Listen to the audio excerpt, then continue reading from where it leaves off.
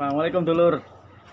Gimana kabarnya hari ini dulur? Semoga semua dalam kondisi sehat walafiat dan selalu diberi kelimpahan berkah ya. Di hari ini kembali Mas Bro ingin berbagi informasi tentang kesehatan ya. Masih berkaitan dengan BPJS Kesehatan. Kali ini temanya adalah dokumen apa saja yang harus disiapkan ketika kita akan dirawat inap di rumah sakit atau opname. Jadi ketika kita menjadi peserta BPJS Kesehatan, ada kalanya kita memang harus menyiapkan dokumen-dokumen yang mungkin diperlukan sewaktu-waktu ketika kita rawat inap. Sebelum kita lanjutkan, jangan lupa dulur tekan subscribe, karena subscribe itu gratis dan tidak akan membebani Anda bayar ya. Kemudian tekan tombol notifikasinya agar selalu mendapatkan informasi bermanfaat lainnya dari Mas Bro.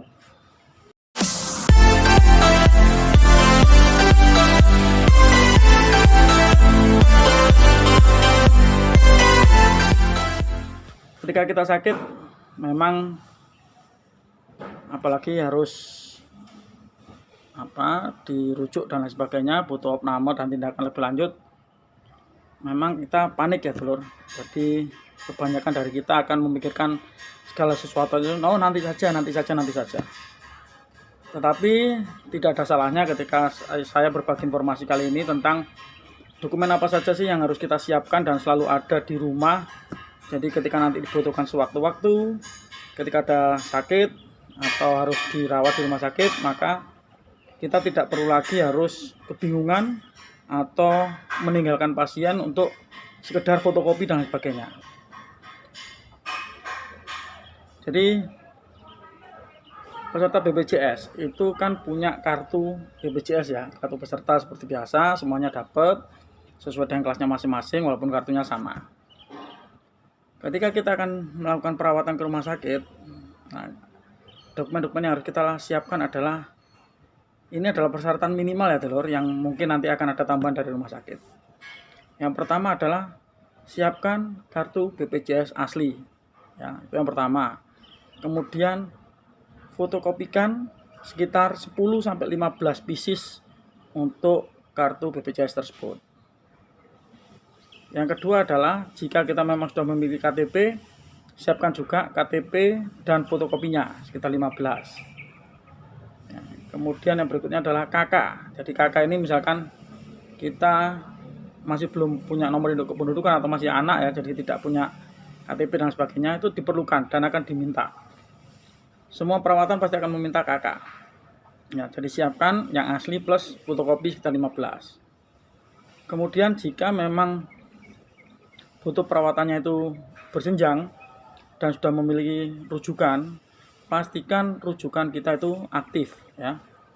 Jadi rujukan kita pastikan masih berlaku. Biasanya vaskes pertama akan mengeluarkan rujukan itu yang berlaku selama 3 bulan. Jadi pastikan itu dulu, pastikan rujukan kita masih aktif dan berlaku. Kemudian yang keempat adalah siapkan dokumen-dokumen pendukung seperti riwayat sakit misalkan ya. Misalkan ada rekam medik, dan ada hasil rongsen, hasil USG dan lain sebagainya. Jadi jangan sampai lupa itu.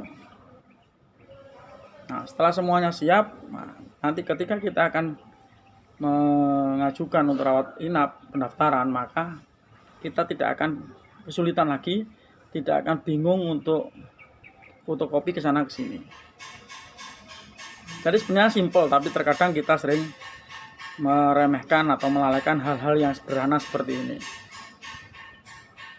Ya. Jadi kenapa harus 15 mas? Kenapa tidak hanya cuma 1?